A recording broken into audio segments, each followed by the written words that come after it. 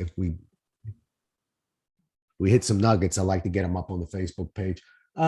Yeah, I'm selfishly, I've been pounding out podcasts now myself, and I've developed a rhythm that I have no idea if it's a good rhythm or not of what to do when the podcast launches, because I'm backlogged a little bit, but okay, I've got one launching tomorrow. So hooray. Also tough. Yeah, thank you. So looking for some best practices on how you guys are trying to promote your podcasts. I've been clinging to LinkedIn, but am I wasting my time there? What do you think? Personally, I think it depends on your clientele, your intended audience. I mean, personally, I run a kind of a comedy show, so I try to appeal more to the the crowd of Reddit and Twitch and stuff like that. So I think it's kind of a generational divide there. Yeah. Okay. Yeah, Rob, you're mainly B2B, so I would think LinkedIn would be your ideal platform. Yeah.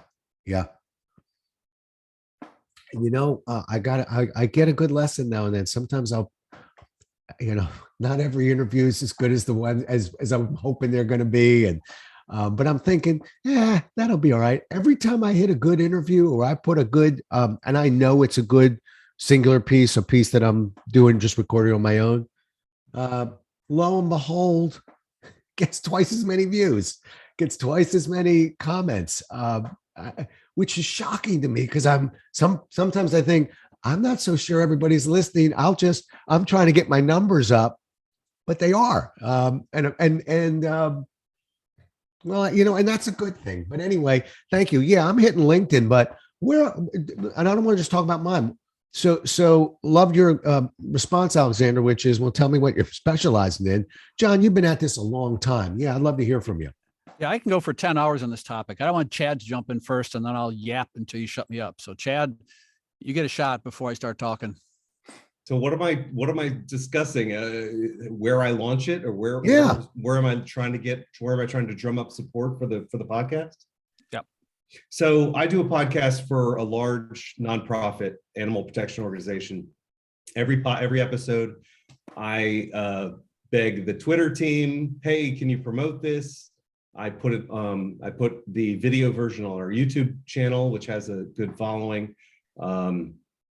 I email the guest, email different people to try to, hey, can you promote this sort of thing? But I definitely need more promotion. I mean, I think that's a big thing across all channels is how am I going to reach new audience? It's kind of a niche podcast anyway. It's, mostly for animal protection people or people who are animal activists, but there's lots of them out there. So I just I'm this close to putting flyers in Whole Foods, people. So. Yeah. Well, here's the man. Charlie's trying to get in here. There he goes. Yeah. Good to see you. One thing I do, back to what you just said, Chad, and I take getting that guest, helping them, reminding them and encouraging them to promote the podcast, because quite frankly, for me, and I'll deny if you ever say this with any of my guests, but a lot of my guests I'm hunting down. I'm looking for how many Twitter followers they have, what sort of social media presence, and I'm in my head thinking, I'll make them interesting. I'll find an angle, but I want those numbers. And so, but I do actually have a handout that I send them to, not to teach them how to promote it, but to make sure that they're giving me a review and rating it. So I don't just say, please rate it. I actually have a PDF that says, it gives them the link. Here's where you're going to go. Here are the kind of things we're looking for. Because I really do believe if you put a lie detector on your guests, when they tell you, I'm going to rate it, I'll review it, they're not lying. But what percentage of them are doing it? And so I try and take that guesswork out. Same with books, same thing. I have a document that says, I know you're telling me you're going to give me a review, but here's exactly how to do it and what it looks like. So anybody do anything like that? Rob, we talked a little bit about that in the last meeting. And after that meeting, it inspired me to, I emailed every one of our past guests. I think we've only had like 50 or 60 episodes. Emailed every one of them, really short and sweet. I copied, pasted everything to make it simple for them. I think I got, out of the 60 people I emailed, I think I got 6 new reviews on the site. Hey, I mean, that's a on Apple Podcasts. Yeah. I mean, I was, I'm sorry, I missed what you said. That's a victory. Oh, I was so disappointed because I have a relationship with all 60 of these people and Yeah. I'm begging.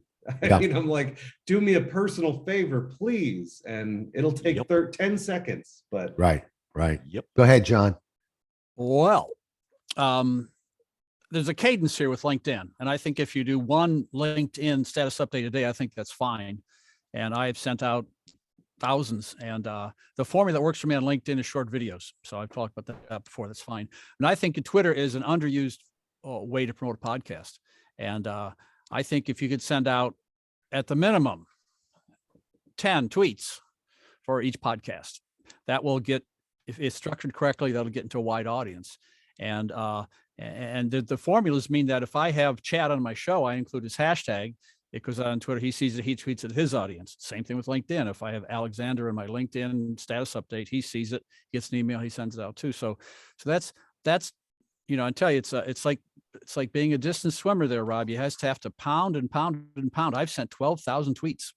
Wow. And so you pound and pound and you don't give up. Yeah. Now, what you can do is, Chad can do this too. It's called using your back catalog. And so you can do top 10 list. And so I structured my top 10 list for 2021. And just like Rob, I did 48 interviews. I don't know who the best one was. It turns out the best one was the founder of 5G from Sweden, a guy named Ulf Eriksson, and his most popular. And so January 1st, I'm going to send out top 10 list. And I'm going to send it out to my whole meal. I'm sending it out to LinkedIn. I'm doing a video. I'm going to do a 18-second video promotion. And then all the previous 10 guests, just like Chad said, then they distribute that and send that out. And so it's taken and using that back catalog because, again, it's happened the second year in a row. My most out of the top 10 list, one of the most popular ones was recorded in 2020. And so these podcasts just sit there. And so number 5 on my list was recorded in 2020, and the year before, same thing happened. It was the 2019. So if you can, Rob, if you can just pound away more and use your back catalog, because everyone should have at least, if you did 10 shows this year, you got a top 10 list, don't you? So I'll shut up and let Charlie jump in here and give his perspective, because I'll yap all day. You want me to talk about something in specific or just anything at all? Podcast. Rob's talking about podcast promotion. that worries me. Please stay specific. Hey, Rob's really worried now. See, I heard this new joke. The little boy. Never mind. Yes, to what everybody was saying. The only thing I would add that maybe wasn't mentioned, so and trying not to be long-winded, Rob, is in the beginning when I was learning what Chad said about the best guest has a big following and the best guest has a social media manager. If that ever happens, God help you, you'll actually get promoted. And I just nod my head, as we all do, and sort of in support of you, Chad, when 6 out of 60, But the one thing that I would add, John, and everybody, is I didn't do it first, and I kick myself every time, even if I don't have a guest in with me, if I'm doing remote, I didn't take a studio selfie. So I think John's right. I think a post on LinkedIn is great. But a post on LinkedIn with a picture of you behind a microphone, a picture of me is great. I'm sexy, not. But a picture of me behind a microphone denotes a thing is happening. So I'm sorry to be so basic, but I wanted to add a little something. The studio selfie, the picture of me behind a really expensive microphone or a cheap one. Nothing wrong with a Snowball or whatever. I don't even know the microphones anymore, guys. I think that's really, really important. So I do want to add the studio selfie. I think that's super, super important to just subliminally promoting that you're a communicator, right? So I do like that. And I had something else, but I already forgot it. So over to you, Rob. Well, I just put in the chat area just a copy of my document, so you guys can take a look what I'm saying. But Chad, I'm not sure, the begging part. And it's funny, Alexander threw in 6 out of 60. That's not bad. That's a pretty good number. But there's the begging, and then there's the actual, here's the link. Here's the exact link to go to. Here's where to find it. Here's a picture of what it looks like when you get there and the button to push. might get us one or two more if you're not doing that, but to really hold their hand, I think helps. Love to tell you that, I don't know my numbers exactly, but I know that they're better that way. So just maybe that document can help, and just cut and paste your stuff in there. So, all right. It's going to, it's funny. Charlie said something like, I forgot what I was going to say, and now I forgot what I was going to add Gave on it here. to you, Rob. It's catching. Yeah. I've got a question for you all. Yeah. Please. Keep talking. It'll be all of a sudden we go, oh yeah. Alexander has a question, Rob. Alexander Yeah, man. got a question. Yeah. Well, this kind of this day is kind of structured around post-production. So Sure. I was curious if any of you do your own editing. I used to do it all. I do. I don't You, do a you show don't, anymore. Alexander? Oh no, I absolutely do. Oh, you I'm, do? Okay. I'm still on the ground floor, so to speak. Yeah, I did 550 episodes before I had an intern. So yeah, I did them all myself, but I don't do them anymore. That's just the way it is for me, though. It's not a big deal. And how long did you take, and what first of all, what program did you use? And I mean, there's 1,000 different questions that are attached to that, so I'll just let it go for there. We ought to go around the table on that. I'll go really quickly. I remember calling up Ray Ortega once. You guys, a couple of you know who Ray Ortega is. Super, super great guy. Great with gear, really helpful. Just love him. I call him one of my podcast mentors. And I called him up and said, do you think I should be embarrassed? I was about 300 episodes in, Alexander, on other people's shows. Do you think I should be embarrassed that I'm still using GarageBand? And he said, no, you shouldn't be embarrassed. GarageBand is great. So I did use GarageBand for the first few years. And I'm not embarrassed to admit it, because I think I did a pretty good job not having any training. We use all Adobe Suite now and Final Cut Pro and all sorts of crazy things that I never learned how to use. So next. I used to, I'm recording, let's see, I load onto Simplecast, but I actually use, what is it? I use iMovie, Final Cut Pro, excuse me. I put it on Final Cut Pro just to drag the audio and do all of my editing on that. And then I have to look it up, but the previous version of Final Cut Pro, where I take, because I don't do like Charlie, I don't have people in studio. They're almost always Zooming with me. So I take the MP4 of that, and I'm looking for 90 seconds or so of a nice tight clip. And so when I launch, it's, have you ever thought about, why guys don't have hair? Well, take a listen. You'll hear why, on this week's Pocket Size Pep Talk. And then it's like, hair, it's overrated. And, and I got a guy talking. Yeah. So I do that. So I'm using both those programs that way. And I use the two of them just so I can leave all my buffers and everything in place, or I'd use just one, but it takes a while to get those things lined up and everything. So now I can just drag, edit. I'm usually, doing an intro, a bio, and then we roll. And unless I have I had one yesterday, but somebody really fumbling, there isn't a ton of editing in the middle for me. It's clipping the end and stuff like that. One other thing real fast. I remembered what I was trying to say. I don't have these pictures of people in studio. So what I do is I use PowerPoint. I'll just share this with you. And I create something that looks like this. And I actually send it to my clients as well. That's, so I'll put that on link. That's my photo in place of Charlie's in the studio. I actually send that one of those to make a JPEG out of it. You can export off of PowerPoint and create JPEGs. So I'll make a picture of it, send it to my client, and I'm not sure how often they're doing it, but part of that promotion is, and here's a photo that you can use. And so I'll use it too. So it's me creating a photo, creating a video clip, tweeting a little bit, and relying on LinkedIn. Rob, is that you use a microphone in front of you. So it's the same principle as I'm espousing, is that that denotes, if you just had a picture of you, scratching your ear saying, I want to talk to you about something, it's different. I don't know why. It's like Fred. Oh, by the way, sorry, a point of business, and I forgot to do it today, Rob. Had Fred Diamond in the other day. Fred, right? Yeah. Sales Game Changers podcast. And I'm a huge Fred Diamond fan. He would, if he could, he would come to this as well. If you could add him, if you don't have it. Yeah, I know Fred well. Fred's So, a super nice guy. If you guys don't know him, he does yeah. a series of things now based on sales called Sales Game Changers. He used Right. his podcast. I remember the Fred Diamond story that I love to tell. And I called him up one day and said, "Can I tell that story, Fred?" And he said, "Yeah." He has like 2 neckties. He's so cool. He used podcasting to open hundreds and hundreds of doors and used it as a tool. And now it's turned into a massive tool for his sales training institute. He pivoted during the pandemic like nobody else and turned it into lemonade. He's a great example to all of us of a podcast Yeah. utilizer.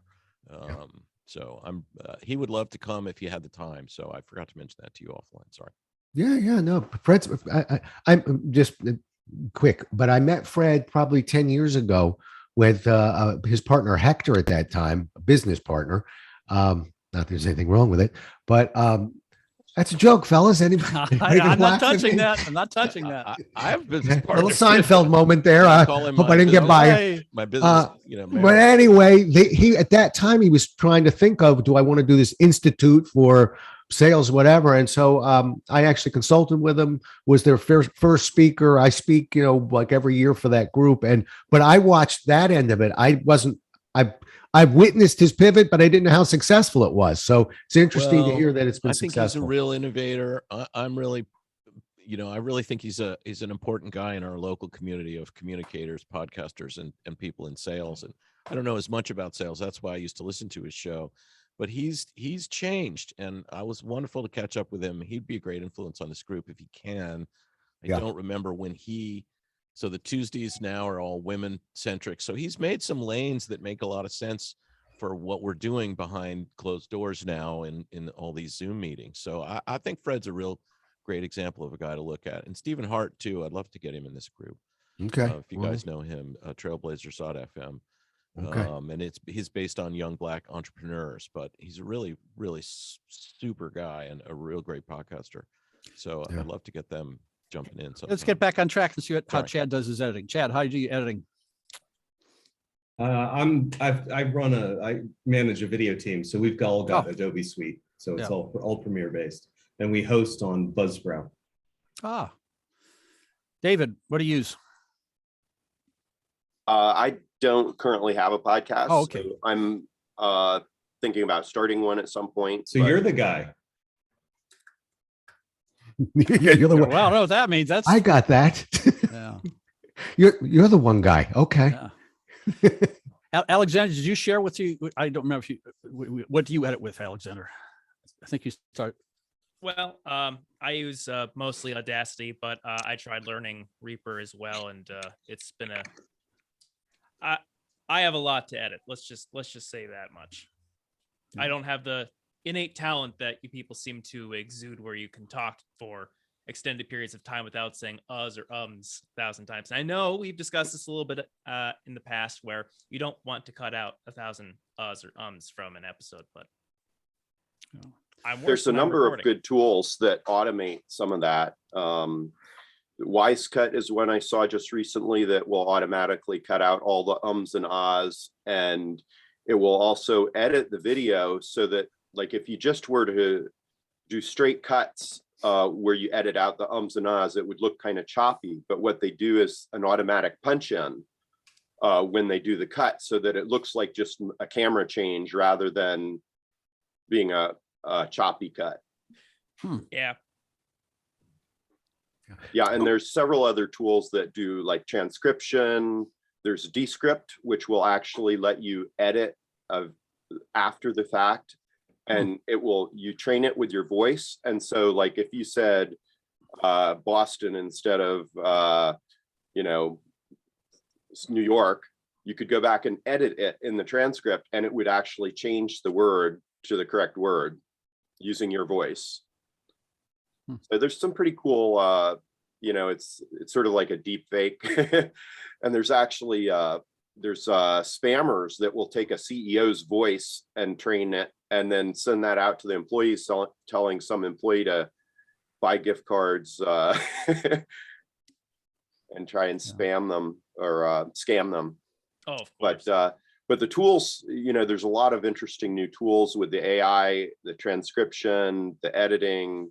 a lot of stuff that you can do that's more automated. Remember, Alexander, I previewed one of my first 30 podcasts, and the guy, I said it to him before I put it out, and he said, I wish I hadn't said so much, because I didn't do much editing back then. I did clipping the beginning and the end, and I listened to it. It's like he said a lot. So I went in and I took 90 out. I did a social media post, called it the factor. And then the next day, my new intern showed me how a shortcut. So the only thing I'd add to David's is sometimes there's a shortcut that will save you a ton of time. And I did it the longest way possible. It took me an hour and a half. And the next day she said, oh, you could just drag and drop. And I was like, we didn't do video. And so sometimes the shortcut goes a long way too. But boy, I miss shortcuts in Outlook. I don't have Outlook anymore, but David's right. There's some really great tools for ums and uhs these days that are really hot. So I'd love to hear that, David. Sorry. Yeah, I'll put some links in the chat here in a minute. Go ahead, Can I John. jump in? Well, I'm going to be the counter argument here. I think I just hit 900 interviews. So I've had a lot of experience with editing, and I think talent doesn't edit. I think two skill sets. And so I think if you have 10 hours in a week, you can block out for your podcast, 9 hours promoting it, 1 hour in the studio. And you can find local editors cheap. You can go to Fiverr, you can go to Upwork and find editors in Indonesia, and they can do it for peanuts. And so I just think if you can take 2 hours to edit a podcast, I mean, think of the context you can make in those 2 hours. I mean, you could make lots and lots. 2 hours. Wow. I mean, if it's 4, I mean, I wouldn't even consider 5 minutes of editing. I have the raw audio, bang, send it to engineer and put it up. So I just think it's not efficient use of your time. I think if you want a lot of downloads, if you want to be aggressive, and that's how you have to do it. And so now there's exceptions to that. I mean, I was last week, I did an interview with an astrophysicist in Paris, another one with a PhD in London. I was in Alexandria and my editor was in Springfield. Anyway, we had a package drop in London. And so that had to be edited out. But generally speaking, I think conversations should be almost human to human, and with all the flaws. And I just have it normalized, bolt on the bumpers, and move on to the next one. And hey, people may not want to hear that, but I think people are too self-critical. You know, I mean, if I sat and listened to my podcast and tried to edit all the bad stuff, I'd be here for a week. So it's just, you know, what you want to do is you want to stick and move. You hit and move, and you keep going. And good things happen. So there's my opinion. You can always yell at me for that one, Rob. No, you're stupid. No, I actually really like that. I think there's an authenticity to it. So if my client tells me that they are uncomfortable in some way, okay. Like yesterday it was really surprising. I had a very bright woman who I know who sort of froze up on the podcast a little bit and was just kind of I was trying to get her kind of out of her head. And, but at one point she did sort of started talking and said, I'm lost. And that's where I was scrambling to just catch that number of where we were. Cause I knew that's not an or ah. I got to get rid of that out of respect for her. And when we finished, the first thing I said was, I'll get that piece out of there. But other than that, I'm kind of with you, John, where unless it's really incredibly distracting, I don't know, there's something to me that's just normal about a conversation where there's pauses and an here and that. And we're searching for words, because that's what it would sound like if we were having a cup of coffee. And I want mine to sound like we're having coffee together. That's my particular style. Yeah, I think it's a human thing too. I think humans, a lot of introverts, are more comfortable in self-reflection and think about this rather than finding 10 CEOs and emailing them and contacting them, or coming up with a creative tweet, you know, coming with a new picture, asking someone for a quote, developing an audiogram. I just think I think it's more, and Rob's a sales guy, it's more difficult to be aggressive for most people than it is to be introspective. And so you're going to miss and you're going to flub some, but guess what? The momentum is going to carry you on and get more and more and more. So can I go back to something? And I believe this, John, you're anti this, but I want to hear this again. About a couple months ago, YouTube came up and somebody was pretty outspoken. I don't remember who it was. and really kind of pushed me away from it. It's like, well, I'm not putting anything on YouTube. And yet, Chad, I hear you that you're, part of your process is YouTube. I could put my MP4s on clip, put them on. What's the pro and con about building that end of it? About launching them on the YouTube. What's that? You're an airplane? What happened? I used to put all our my early shows on YouTube without any video. We do them with video now. I do agree with both you and John on the conversation, although we do some small edits. John, we just released the Donnie Simpson show, first one that we have small ownership in, and those conversations are very unique. You should listen to him talking to Smokey Robinson. That was remote. He was in our studio, but those conversations are what you are talking about. Very, very sincere to, dear friends just talking about anything they wanted to. That's what we're going for, right? Something that's just truly engaging to listen to. So we edit, John, but we don't edit very much. We try to keep those sincere, exchanges going.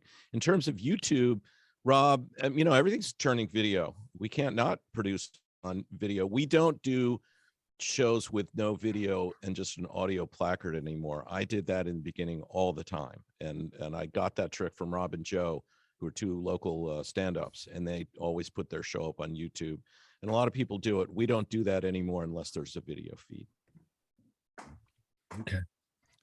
Well, the argument against YouTube is that if you just put an image and a recording on YouTube, YouTube is not going to reward you for that. Very few people can listen. If you're going to go ahead and produce it like Joe Rogan or something, you might want to do that. And I think what can happen is that if you search for something and you just have an image on YouTube, very few people can listen to that. And what YouTube wants is interaction. And so if you have a human there going back and forth and they ask questions, there's different visual cues, YouTube's going to say, well, that's a good video and I want people to be driven to it. And they'll drive people to it in their search algorithm. That's how it works.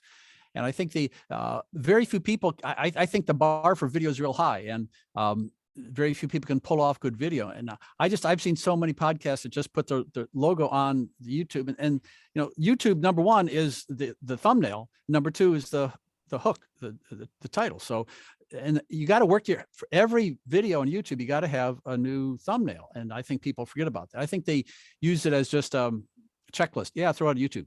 And I think, they set it and forget it, and more or less you're going to regret it. Yeah. Well, I'm just speaking for me. I have video of all of them, so I wouldn't put just an audio on there. But I just was trying to figure out, because I'm a percentages person. Maybe you are too. But meaning, if you show me something that would help promote this by 3%, I'm first in line. I want to give it to me and give me that idea.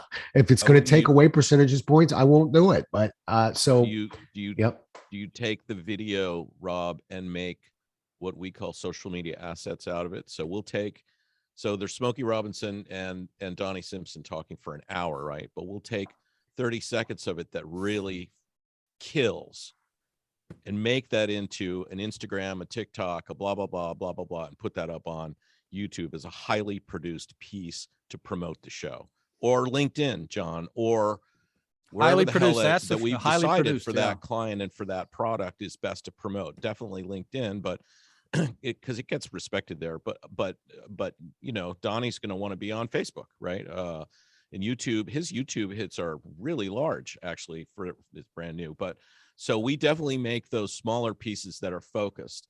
And sometimes at the end of a show, my producer will come in on the mic and say, "Hey, Charlie, can you ask David that question again, because I want to get a clean recording of that." We're going to isolate that and put that on the social media asset.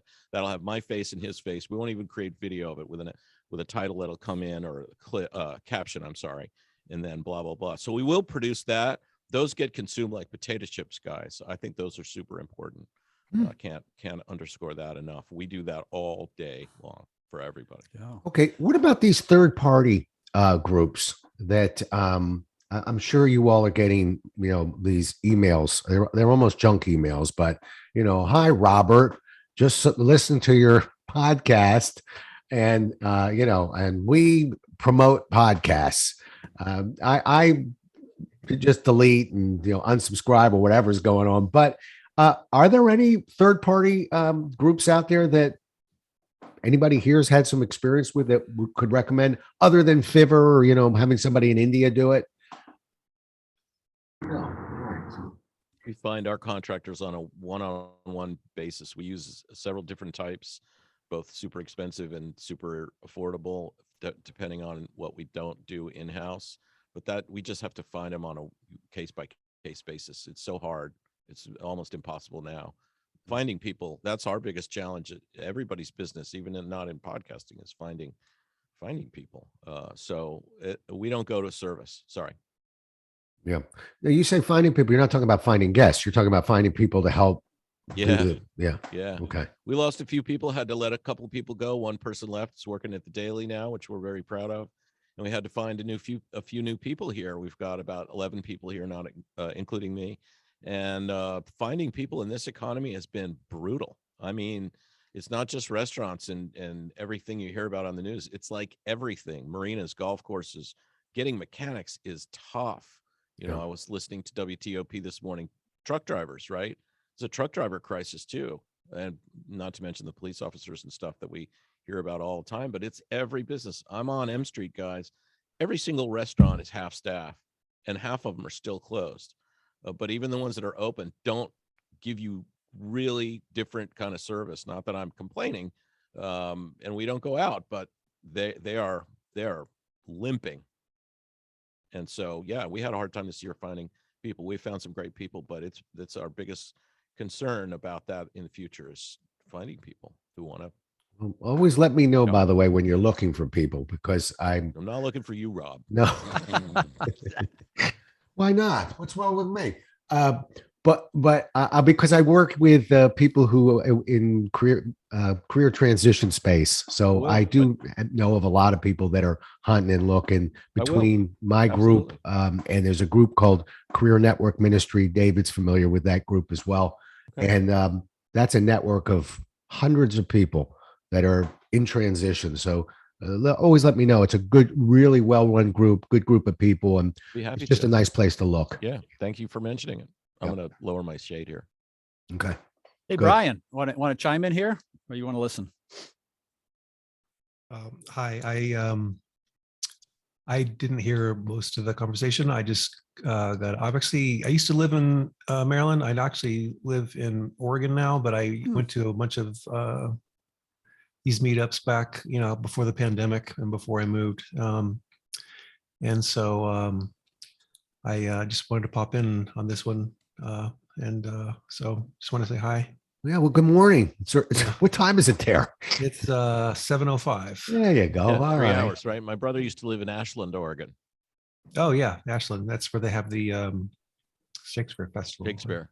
Could I just do a 20-second Oregon story really fast? I'm conducting training there and going, why, it's great to be in Oregon. And people going, oh, we don't call it Oregon. So, I learned it. Oregon, learned how to say Oregon. And then I think Oregon was playing it for the national championship. And they went out for the coin flip and flipped the coin, and the referee said, okay, Oregon has won the toss. And you could hear 40,000 people. I mean, half that stadium go, oh, crying out loud. So if you go there, you got to learn how to say the name. That's the end of the story. All right. I got a follow up for you, Rob and Brian. My wife learned how to say the Willamette River. She said, but you got to say it like John Wayne, Willamette.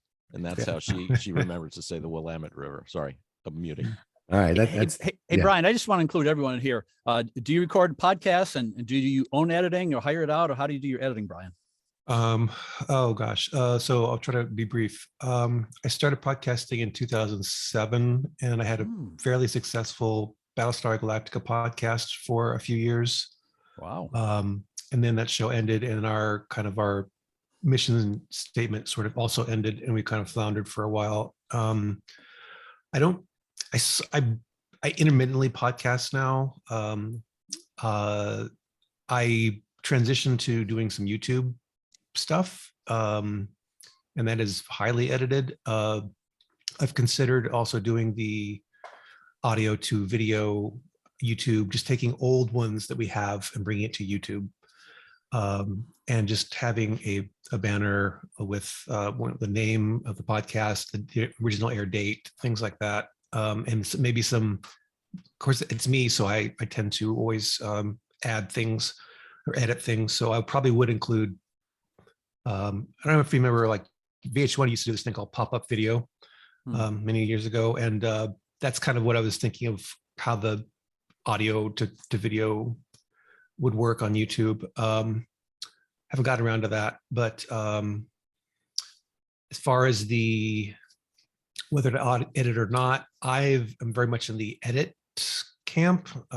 For my group, we tend to record for like an hour and a half sometimes, and I usually get rid of 25% of it because a lot of it is just stammering and trying to find like just that, and just looking for a thought of where to go, or just changing, looking at my sheet and seeing, okay, what's next. And other thing I found that is, since we were at the time talking about a narrative show and we're discussing it, I found that often we would have topics, and throughout the course of an hour and a half or even 2 hours sometimes, we would have a theme that would come through. And so much like a video editor, and I'd have a background in video editing in college, you could shape a show by selecting certain things and moving things around. And so much like an editor will, or a movie editor can like find something in an edit, you can take some things out, move things around, and you have the theme of your show. So that's kind of what I did. And nowadays, with time being even harder to come by, and video makes it just a million times harder. And so it just becomes being more judicious and finding a time where you start, stop. It always goes over, and then just trying to compact from there. But so yeah, that's my hopefully brief thoughts on that. Good. It's good. Thank you. Thank you. Let's stay on YouTube for a second. I'm just curious about what your opinions on this. Would you recommend a YouTube with here's the whole 30 minutes of the interview, or are we on YouTube trying to play the 5 to 7 minute game and keep things short and just basically find out I'm going to go longer than 90 seconds, but 6 or 7 minutes, and forget just popping the whole interview on YouTube? What are your thoughts? I think it depends. I think if you're doing, I don't know. I don't have a good answer, because it could, there's both ways are valid. I think what I would do now is I would probably, if I have like a 20-minute interview, I'd probably do the 20 minutes with just the most briefest of editing, just to cut out just like a pause or something that, like you mentioned earlier, that someone couldn't find their words or whatever. I think the 5 to some minute ones, I think for an interview, I think people want more than just that. I think it's going to need more. More of a meal. They just, especially with an interview. I think for things on YouTube that are like tutorials or things like that, it's better to be brief. But I think with conversation, people like to dig in. Right. Yeah, that's why YouTube went past the 10-minute limit they had 15 years ago, whatever. It just became too limiting. Yeah. Charlie, you're going to say something? Yeah, I would say that there's always a place in my heart for long form content. I love long form content, and everybody's 25 to 35 minutes, et cetera, et cetera. So I agree with Brian. If I have a long form interview with you, Rob, and we're talking about books and publishing or stuff, and I highly produced a 60-second or a 5-minute video that I use for promotional purposes, I would always say, and the entire interview, unedited and in its raw form, or edited if you have, notwithstanding your bandwidth for, with full edits, Rob, I do small, medium, and large, because you're just going to create more attention to your product. Because if you do have video, like we were saying earlier, and we're not a placard, it's an actual video, for the Smokey Robinson that I'm talking about, that's online because people want to see it. So I'm not going to cut that down at all. I Right. want everything I can possibly get. And I think it's also what Brian said. It really depends on the client and on your goals for that episode and for that podcast. Sometimes you're friggin' boring. If it's just you and me, Rob, it's probably pretty dull. So I might not do the whole thing. Speak for yourself there. Speak for But yourself. if it's Don't you drag and me me and into Smokey your world Robinson, like I'm going that. to do the whole damn thing, right? I don't know. I'm freaking I think- interesting. Stop that. Well, I'm not. I just tell my dad's jokes, right? Did you hear about the fire at the circus, fellas? The heat was No, what was happening at intense. the circus? Intense. Get it? I'm muting. That's it. You're muting. You're running away. Look at you. I know I take up too much air in these meetings. I got to mute often. No, you're not. No, that's the beauty of this. It's free flow. Yes. Okay. I like his cards. Yeah, John. I got an editing question I want to submit to the group here. So I was with a pretty large company doing an interview for 40 minutes. And I'm dealing with federal IT professionals and federal CIOs. And so in the middle of the interview, I'm trying to say, well, a lot of these CIOs are frustrated with the new technology and going to the cloud and identity management and cybersecurity. And I said, they're so frustrated, they just want to call up suicide hotline. Ha, ha, ha, ha, ha. Well, the company listened to that and was grievously offended by my implying that in a humorous manner. And so they demanded I edit it out. So 1, 2, 3, 4, 5, 6 people who got offended by that. It was a very humorous manner. Was this real lightly? It's like, wow, it's so frustrated. Okay. Tell me I'm wrong. Leave Charlie. it in, add a laugh track. Well, it was a laugh track. The person who complained wasn't in the studio. I had the guest and I had a media person in the studio and both laughed. They didn't object to it. It was another person in the company in a different position that objected to it. Well, maybe that's a good thing. Maybe it's always good if somebody's saying you're bad, right? I don't know, John. That's a tough one, fellas. I don't know.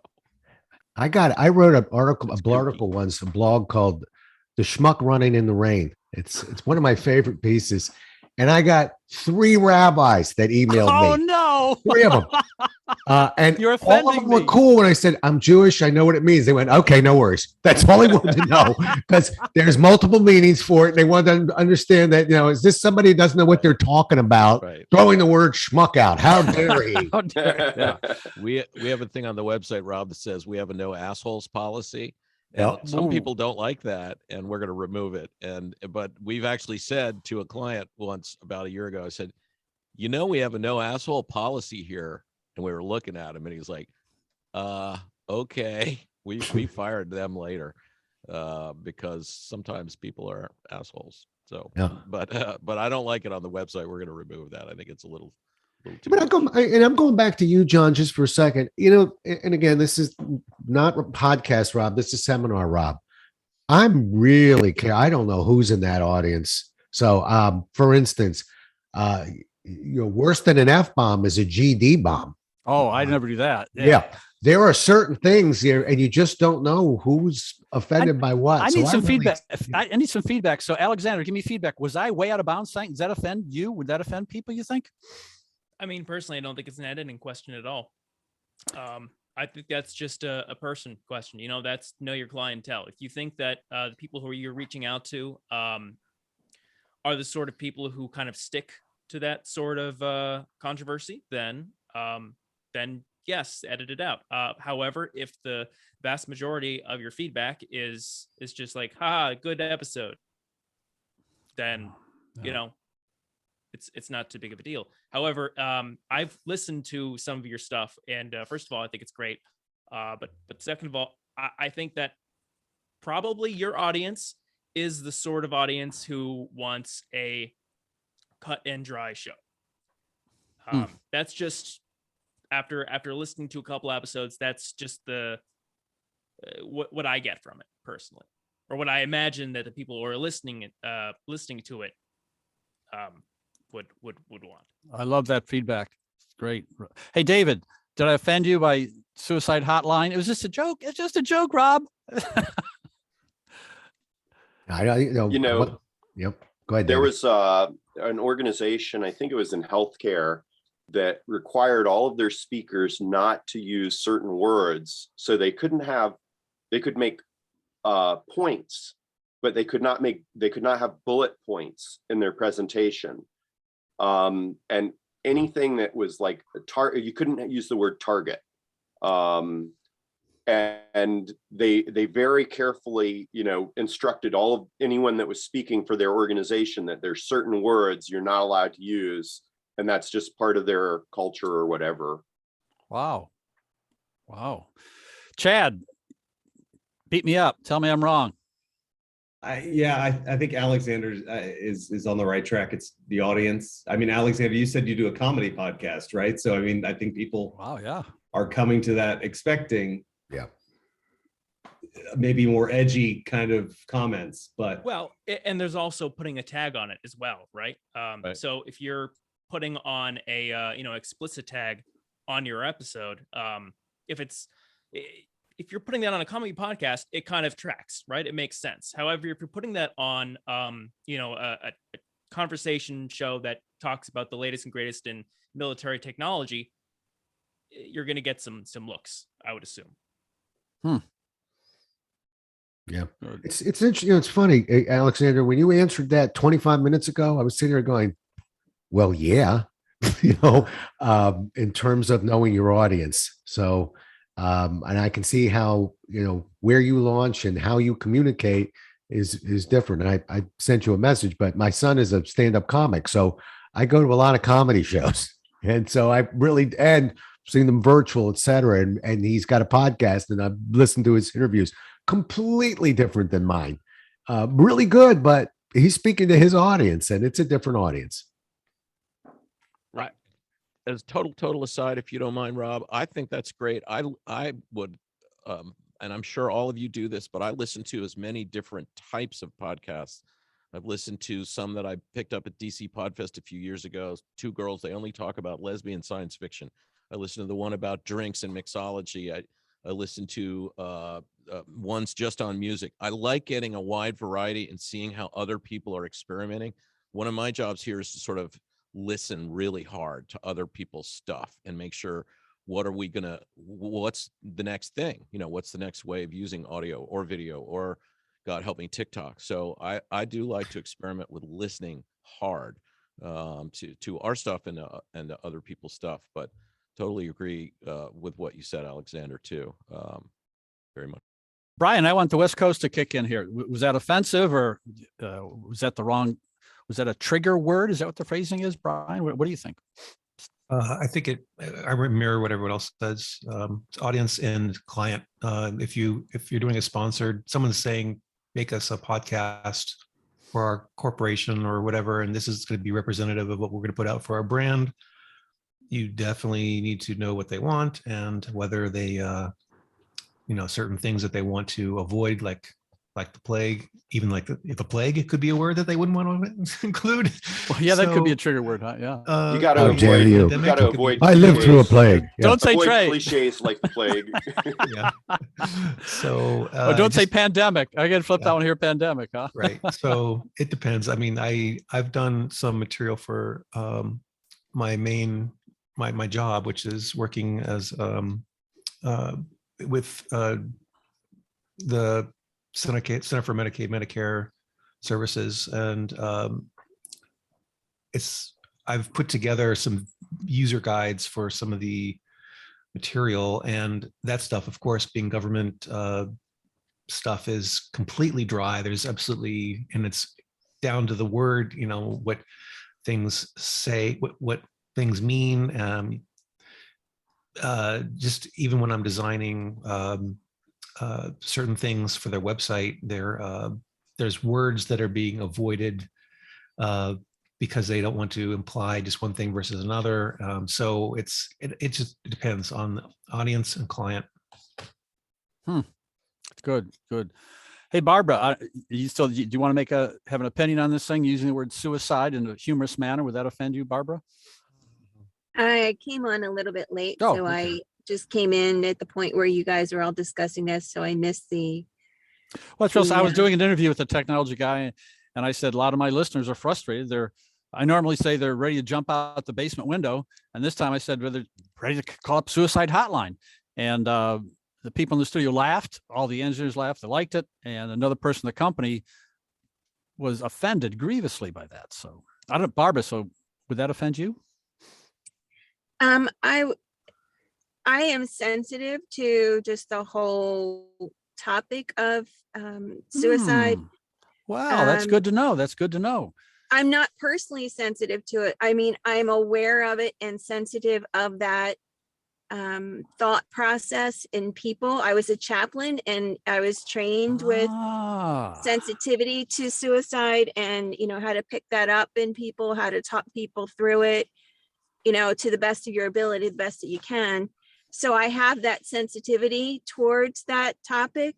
But then again, I don't like to be so sensitive that I can't appreciate some sense of humor in it, or using it in a more broader sense. I guess maybe I could say.